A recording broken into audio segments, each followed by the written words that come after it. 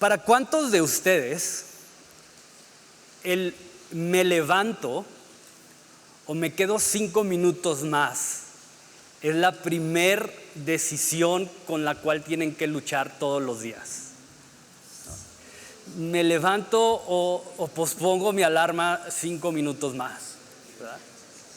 Si tú ves mi alarma, tiene una alarma a las 6:30, otra a las 6:35, 6:40, 6:45, y así, ¿verdad? La voy prolongando cada 5 minutos porque para mí siempre es una lucha, siempre es la primer batalla a la cual me enfrento en el día. Y si logro ganar esa batalla, el resto ya va a ser mucho más fácil, ¿verdad?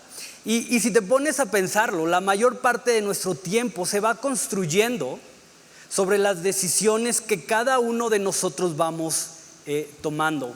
La vida es eso, ¿no? La vida es un conjunto de decisiones, y es interesante porque habrá decisiones que, sin importar si son buenas decisiones o malas decisiones, no van a representar ninguna diferencia en nuestra vida. No pasa de que a lo mejor alguien nos diga: oye, esa camisa de rayas con ese short cuadrado, pues como que no combina, ¿verdad? Y guaraches, ¿no? O tu sombrero con tus chanclas, pues como que no va muy bien, no sé, ¿verdad?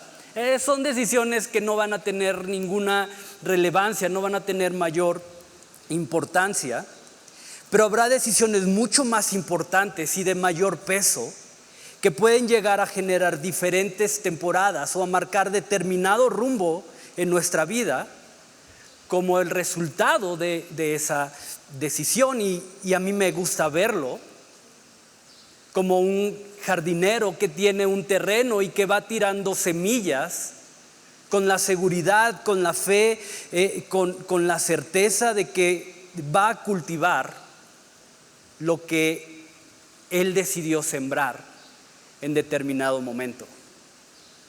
Un sembrador no siembra semillas de naranja esperando que el día de mañana salgan guayabas, ¿no? O algo parecido a eso, no. Él sabe que lo que sembró va a cosechar. Y lo mismo pasa con nosotros. Las decisiones que hoy tomemos, tarde o temprano van a dar un fruto. Lo más probable, ahora déjame decirlo así, y quiero que medites en esto, porque si hoy comienzas a tomar decisiones sin considerar el futuro, lo más probable es que estés avanzando en la dirección que te va a llevar a tomar malas decisiones. Eso es un sí o sí. Si el día de hoy en tu vida estás tomando decisiones y no estás considerando el futuro, no estás considerando a dónde esas decisiones que estás tomando te van a llevar o en lo que te van a convertir, lo más probable es que estás encarrilado en la dirección que te va a llevar a tomar malas decisiones. Es decir, si yo no considero que en el futuro, y digo esto en fe, mi hija va a necesitar recursos para ir a una universidad, lo más probable es que el día de hoy esté gastando el poco dinero que tengo en cosas que simplemente no necesito. Y tendría una pantalla de 400 pulgadas 4K, ¿no? Con una barra de sonido envolvente y mi Xbox 360. Yo me quedé en Xbox, no sé si ya haya algo más moderno a eso, ¿verdad? ¿Tú crees que yo no quiero esas cosas? ¿Tú crees que yo no quiero gritar los goles del Atlas en una pantalla 4K? Y claro que lo quiero. Pero si no considero el futuro, si no considero que tengo una hija que más adelante probablemente va a requerir esos recursos para ayudarle, voy a gastar mi dinero en ese tipo de cosas. Hombre, joven, si no estás considerando que en un futuro tú vas a ser la cabeza de familia, el jefe de una familia, lo más probable es que hoy estás desaprovechando el tiempo y estás desaprovechando las oportunidades que tienes en lugar de estar invirtiendo en tu crecimiento y en tu madurez espiritual. O no sé cuántos hoy estamos justamente comiendo del fruto de aquello que decidimos sembrar en el pasado. Quizás hoy tu vida es el producto de cosas que tú mismo decidiste sembrar en el pasado. Esa relación no te conviene, esos amigos no te convienen, desaprovechar el tiempo en lugar de ir a la escuela no te conviene, y es como, ¿tú qué sabes? Y probablemente hoy estás comiendo de ese fruto. No lo sé, yo tengo historias que pudiera contarte de cosas que hoy quizá estoy viviendo justamente de eso, pero me encanta porque Jesús lo cambia todo. Y no importa cuántas malas decisiones hayas tomado en el pasado, el día de hoy tú y yo tenemos la posibilidad de tomar la mejor decisión de nuestras vidas basada en una increíble promesa de Dios para nosotros. Entonces acompáñame a darle lectura a Mateo capítulo 16, versículos del 21 al 24 nada más. Mateo 16, 21 al 24.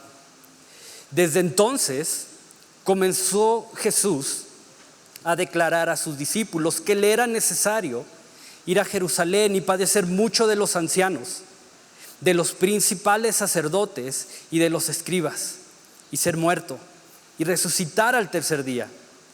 Entonces Pedro, tomándolo aparte, comenzó a reconvenirle diciendo: Señor, ten compasión de ti, en ninguna manera esto te acontezca. Pero él, volviéndose, dijo a Pedro: quítate de delante de mí, Satanás, me eres tropiezo, porque no pones la mira en las cosas de Dios, sino en las cosas de los hombres. Entonces Jesús dijo a sus discípulos: si alguno quiere venir en pos de mí, niéguese a sí mismo y tome su cruz y sígame. Me voy a detener ahí.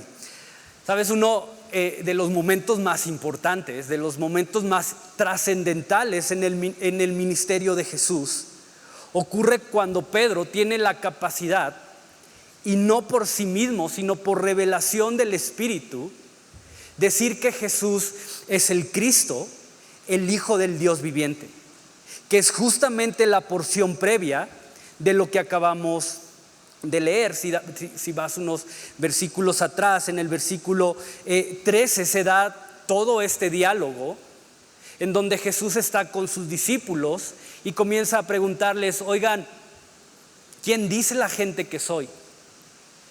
Y sus discípulos comienzan a decir: unos dicen que eres Elías, otros dicen que eres un profeta, otros dicen que eres un maestro. Y en eso Jesús suelta una bomba y les dice: ¿y ustedes qué piensan de mí? ¿Quiénes realmente ustedes creen que soy yo? Y ahí es cuando Pedro, te repito, por revelación dice esto: tú eres el Cristo, el Hijo del Dios viviente. Y quiero que veas lo profundo de esto, porque el versículo 21 comienza diciéndonos que desde entonces Jesús comenzó a declararle a sus discípulos lo que ocurriría antes de que su ministerio en la tierra terminara. Y esto me habla de dos cosas increíbles y vamos a profundizar en una de ellas. Pero la primera es que cuando Pedro habla lo que le es revelado, sus palabras van a declarar y a manifestar la identidad y la autoridad de Jesús. Y lo segundo es que esta declaración va a marcar justamente una nueva temporada en el ministerio de Jesús, porque a partir de este momento Todo iba a comenzar a alinearse con mucha mayor fuerza para que se cumpliera cada una de las cosas que Jesús había anunciado acerca de su muerte y de su resurrección. Ahora, hay un punto que me fascina y que se conecta directamente con lo que ya leímos, porque el versículo 21 dice que Jesús comienza a declarar a sus discípulos justamente sobre este tema. Entonces, creo que la idea es clara, porque si dice que comenzó, entonces esto quiere decir que Jesús no lo había hecho antes y por consecuencia era algo que los discípulos no habían escuchado hablar o enseñar a Jesús. Probablemente, le quito el probablemente. Los discípulos habían oído a Jesús hablar de diferentes cosas, diferentes temas. Ustedes oyeron esto, pero yo les digo esto nuevo. Pero no habían escuchado a Jesús hablar de su muerte y de su resurrección. De hecho, la palabra declarar, creo que si vamos un poquito más al fondo de la palabra, hace referencia a destapar algo que está oculto o confesar algo que es secreto. Entonces esto tiene o debería de tener un peso increíble, porque si te fijas, la revelación de que Jesús es el Cristo, el Hijo del Dios viviente, como la declaración de Jesús acerca de su muerte y de su resurrección, se dan a conocer alrededor de un contexto, de un círculo de personas cercanas a Jesús. Déjame repetir eso. La declaración de que Jesús es el Cristo, el Hijo del Dios viviente, y la declaración o la revelación de que Jesús iba a morir, se da alrededor de un círculo de personas cercanas a Jesús. Es decir, esto que era oculto, esto que no se había destapado antes, esto que Pedro tuvo la capacidad de reconocer por su propia cuenta, no se dio a conocer entre las multitudes. No se dio a conocer alrededor de un grupo grande de personas, sino entre aquellos hombres que estaban en el círculo más cercano e íntimo a Jesús. Y quiero que medites en esto, porque a pesar de que Jesús enseñaba a todos, a pesar de que Jesús tenía misericordia por las multitudes, a pesar de que Jesús, cuando veía una multitud desesperada buscándolo, podía Jesús tener ese corazón y verlas como ovejas que no tenían un pastor. A pesar de que grandes milagros ocurrieron alrededor de multitudes, pero solo las verdades más profundas, solo las verdades más gloriosas de Jesús fueron reveladas a los que permanecieron cerca de Él.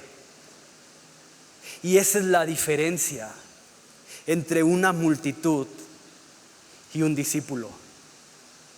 Esa es la pequeña gran diferencia entre alguien que simplemente tiene simpatía por Jesús y alguien que de verdad tiene una relación íntima y personal con Él. Porque si lo piensas, o si pudiéramos hacer un análisis, un comparativo de lo que recibía la multitud y lo que recibían los discípulos, podemos resumirlo a esto. Las multitudes recibían milagros, sí, las multitudes podían ver el poder de Jesús, sí, las multitudes recibían bendiciones, sí. Pero te repito, solo las verdades más gloriosas, las verdades más profundas de quién es Jesús se revelan a aquellos que deciden permanecer cerca a Él. Entonces, ojo con esto, porque sabes, estoy seguro que hay quienes vienen batallando con la idea de creer que Dios no contesta a sus oraciones. Hay quienes vienen batallando con la idea de creer que Jesús está allá, ¿no? en el cielo, arriba, y porque no escuchan una respuesta, o simplemente porque en medio de las cosas no pueden ver cómo Dios se está moviendo. Pero si te fijas, la realidad no es que Jesús no hable. La realidad no es que Jesús permanezca en silencio sin revelarnos su voluntad, sin revelarnos los planes que Él tiene. La realidad es que muchas veces no estamos lo suficientemente cerca de Él para escuchar lo que Él tiene que decir. Clama a mí, dijo el Padre. Clama a mí. Y yo te voy a responder, yo te voy a dar a conocer cosas grandes y ocultas que hoy no conoces. Y lo que era oculto, lo que no se había revelado acerca de Jesús, fue destapado en este círculo cercano e íntimo a Él. Pregunta: ¿cuánto de lo que Jesús ha querido revelarte acerca de Él y de lo que Él tiene para ti te has perdido por no permanecer junto de Él? ¿Cuánto de lo que Él ha querido decirte, ya sea para corregirte, ya sea para consolar tu corazón, ya sea para darte ánimo, te has perdido por estar atento y envuelto en 1001 otras cosas que no son Él? ¿Cuánto te has perdido por darle mayor prioridad a tu trabajo? ¿Cuánto de lo que Él ha querido hablarte y revelarte a través de su palabra te has perdido simplemente por darle mayor importancia a esto?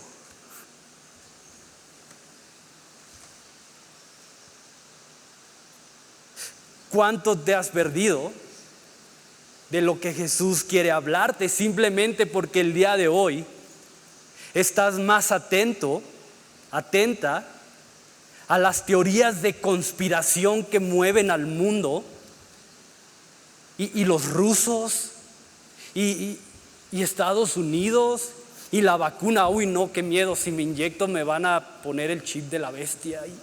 Uy, no. Y estamos más atentos a estas cosas y tenemos más temor a esas cosas y prestamos nuestros oídos, están más abiertos a lo que el mundo tiene que decir, a lo que el mundo tiene que hablar, a lo que el mundo tiene que declarar, mientras Jesús está revelando, ojo, no cosas nuevas, porque toda la revelación de quién es Jesús ya se cerró y está aquí. Pero muchas veces estamos más atentos a cualquier otra cosa que no sea Él. ¿Cuántas respuestas has perdido por creer que con venir una vez a la semana a la iglesia es suficiente? Señor, ponme lista, porque vine a la iglesia y con eso tienes que estar contento. Con eso tienes que bendecirme el resto de la semana. Con eso tienes que darme la sabiduría que necesito todos los días, porque el domingo fui a la iglesia. A fuerzas, pero fui. Me dormí, pero ahí estuve. Entonces, sabes, mi anhelo es que el Espíritu Santo sea quien te anime. Mi anhelo es que el Espíritu Santo sea el que te rete, porque entre más cerca estás de Él, Más clara será su voz declarándote quién es Él y lo que Él quiere hacer en tu vida. Y sabes, cuando más cerca estás de Él, cuando más permanecemos en intimidad con Él, más en nuestro corazón hay un anhelo por las cosas que Él anhela. Y una de esas cosas es reunirte, congregarte, como Él lo haría. Y solo piensa en eso y sí, tal vez como pastor, como alguien que Dios puso aquí al frente, sí, es mi obligación decirte estas cosas. Pero si Jesús estuviera hoy aquí, ¿se congregaría como tú lo haces? ¿Llegaría a la hora que tú llegas? ¿Alabarías como tú alabas? ¿Estarías atento como tú estás atento? Y otra vez, y como lo digo domingo tras domingo, de los pecadores yo soy el primero. Si yo te estoy hablando de estas cosas es porque durante la semana Dios me habló, me confrontó, me dio mi nalgada espiritual. Entonces no lo tomes personal. No sientas que seguramente lo dijo por mí. No, lo digo por mí. Por mí. Si te queda el saco, es porque probablemente haya algo ahí que tienes que analizar. Eso sí. Entonces, ojo con eso. Porque una de las evidencias de estar cerca a Jesús es anhelar lo que Él anhela. Es hacer las cosas como Él las haría. Discípulo, no multitud. Ahora, si eres parte de la multitud, está bien, está increíble. Ven cuando quieras, canta cuando quieras. Está bien eso. Pero si tú te dices ser un discípulo de Jesús, entonces aprende del maestro, porque ese es el chiste de un discípulo, ¿verdad? Hacer las cosas que el maestro le enseña, ser cada vez más como el maestro. Entonces es mi anhelo que sea el Espíritu Santo quien te anime y te rete, porque solo sus ovejas, dijo Jesús, solo mis ovejas oyen mi voz, reconocen mi voz y me siguen. Y por eso el título del mensaje de hoy es ese: sígueme. Y quiero que veas lo que dice versículo 22. Entonces Pedro, tomándolo aparte, comenzó a reconvenirle diciendo: Señor, ten compasión de ti. En ninguna manera esto te acontezca. Pero él, volviéndose, dijo a Pedro: quítate delante de mí, Satanás, me eres tropiezo, porque no pones la mira en las cosas de Dios, sino en las cosas de los hombres. Y quiero que notes el contraste. Quiero que veas el contraste entre el Pedro que es guiado por el Padre, entre el Pedro que habla lo que le es revelado y el Pedro que habla cuando se deja guiar por sus deseos y por ese corazón egoísta. Y la diferencia es increíble. La diferencia es brutal, porque mientras que el Pedro es guiado por el Padre, muestra a Jesús, mientras que el Pedro que es guiado por la revelación de Dios edifica con sus palabras, el Pedro guiado por sus impulsos es egoísta y sabio en su propia opinión. Y yo no sé cómo fue la escena, pero me imagino a Pedro, siendo Pedro, con esa impulsividad, con esa violencia o agresividad que lo caracterizaba, diciéndole a Jesús: mira, ven Jesús, mira, no hagas eso. ¿Cómo que vas a morir? Ten compasión de ti mismo. Tengo algo increíble que aconsejarte. Chécate, el Pedro, guiado por sus impulsos, por su propia voz, con lo que piensa y con lo que habla, es de tropiezo. No solamente para él, es un peligro, no solamente para él, sino que se vuelve un peligro aún para los que están a su alrededor. Entonces quiero que medites en esto, porque no solo con mis acciones, no solo con mis decisiones, pero también con las palabras que salen de mi boca, hago evidente quién está controlando y quién está dirigiendo mi corazón. La forma en la que respondo y alego cuando estoy siendo corregido o cuando estoy siendo confrontado por algo va a revelar a Jesús o va a revelar la necedad que sigue envolviendo mi corazón. La forma en la que hablo y me expreso de una persona cuando no está va a edificar y va a revelar a Jesús, o va a ser de tropiezo y va a contaminar a otros, revelando que todavía sigo siendo guiado por mis propias emociones.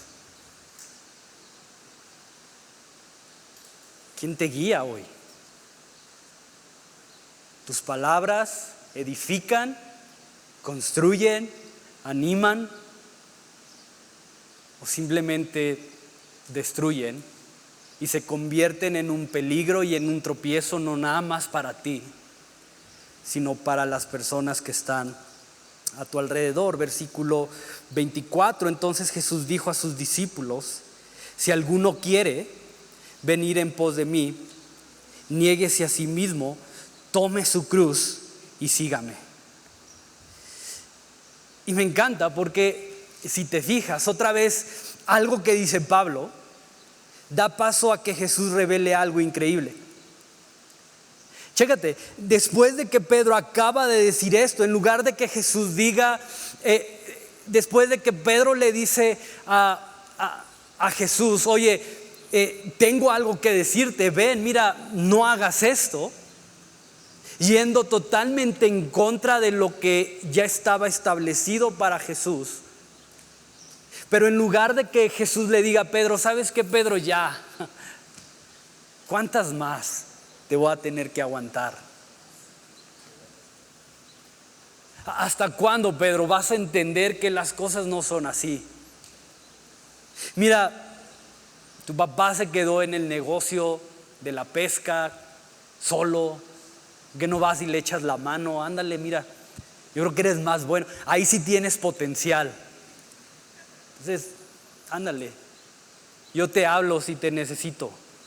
No.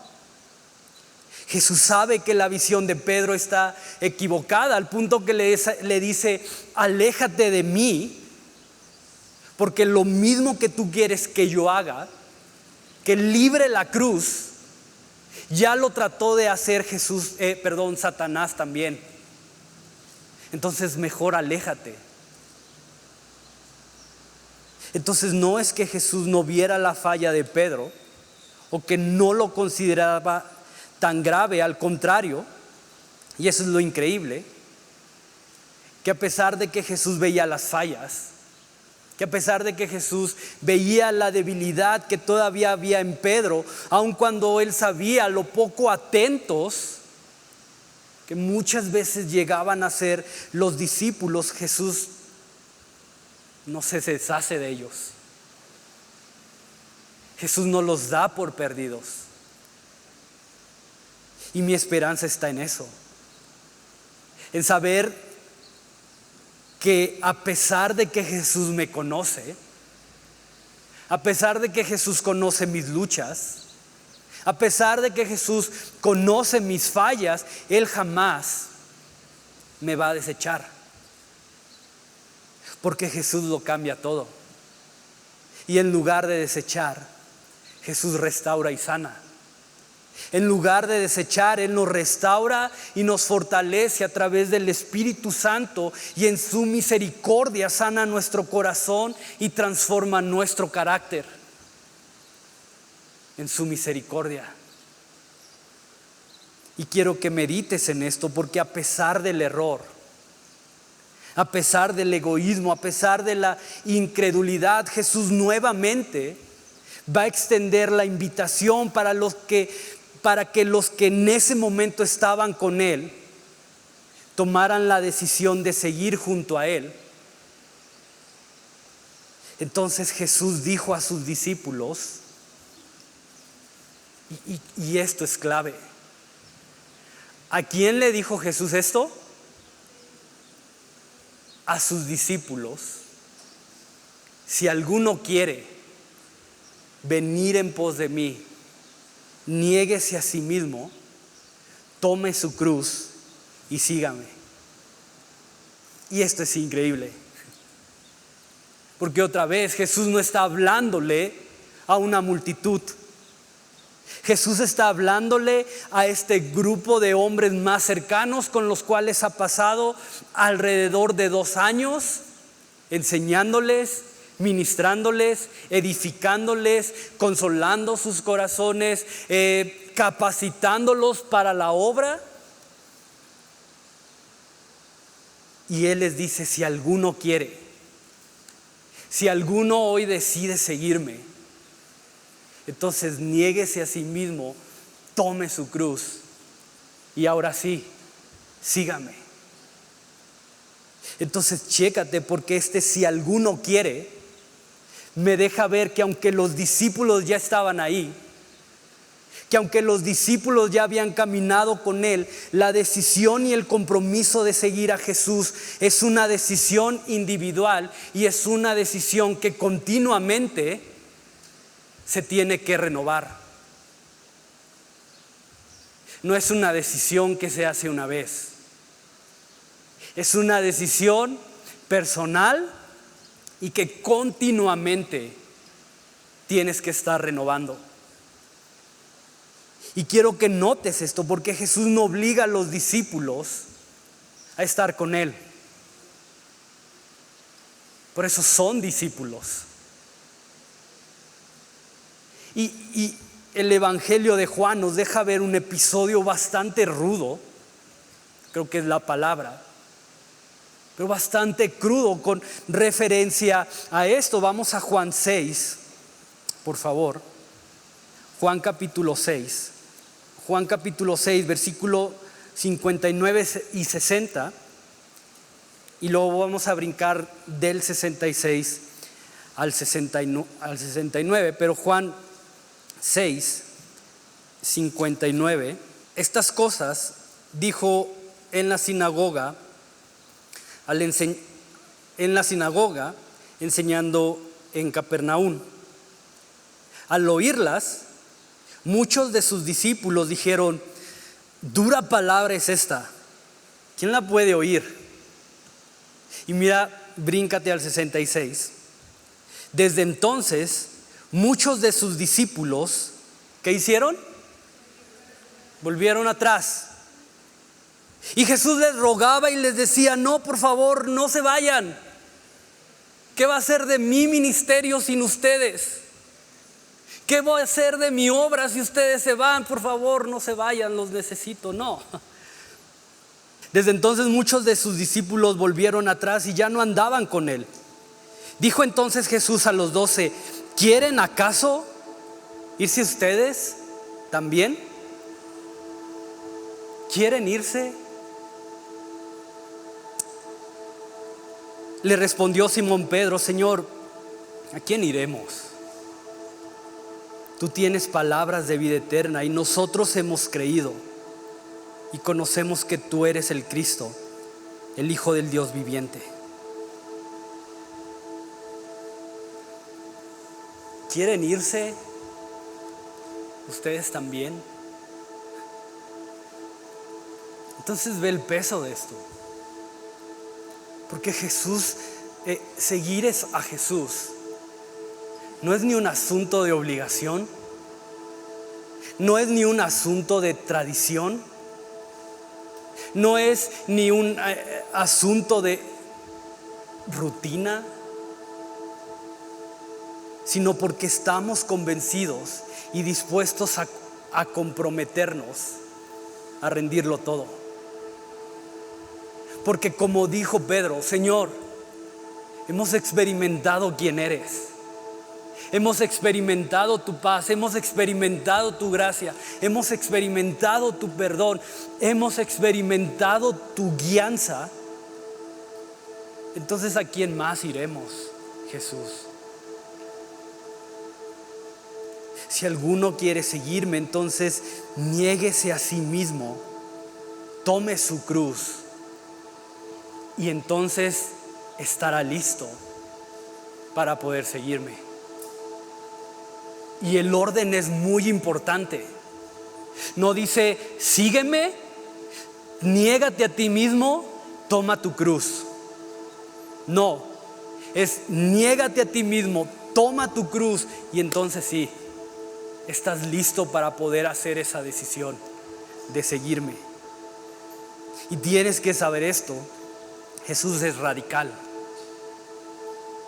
Jesús es radical y la misma exigencia y las mismas palabras con las cuales Él llama y reta a sus discípulos son exactamente las mismas palabras con las cuales Él hoy te llama y te reta a ti. Deja todo y sígueme. Deja tu pasado y sígueme. Deja tu comodidad y sígueme. Deja tu temor y sígueme. Toma tu cruz y sígueme. Y ante la realidad del peso y del compromiso que implica estar cerca a Jesús, aún sobre eso podemos contemplar la grandeza del amor, podemos contemplar la grandeza de la gracia y de la misericordia de un Dios que lo dio absolutamente todo para que podamos ser restaurados, para que podamos tener libertad y una esperanza eterna. Y ante esto, no sé si estás conmigo, pero como dijo Pedro, ante esto, Señor, ¿a quién más iremos? ¿A quién más quieres ir? Y quiero que medites en esto, porque aun cuando los discípulos sabían que en cualquier momento podían renunciar e irse y regresar a su pasado, aun cuando los discípulos sabían que en cualquier momento ellos podían regresar a sus viejos hábitos, regresar a ver la vida desde los ojos de un pescador, regresar a ver la vida desde un recaudador de impuestos. Ellos estaban convencidos y habían comprobado que no había nada que pudieras darle la identidad y el propósito que Jesús les había dado.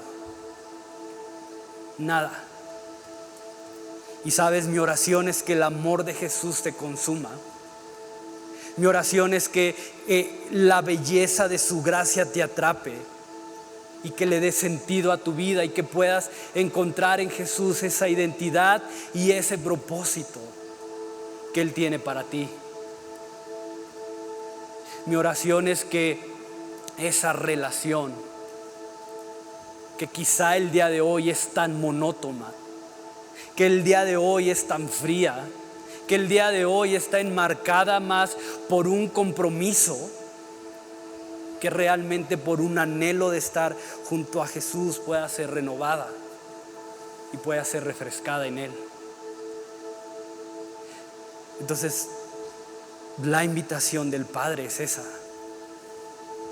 Hey, si hoy quieres ser mi discípulo, si hoy quieres seguirme, entonces niégate a ti mismo, toma tu cruz y sígueme.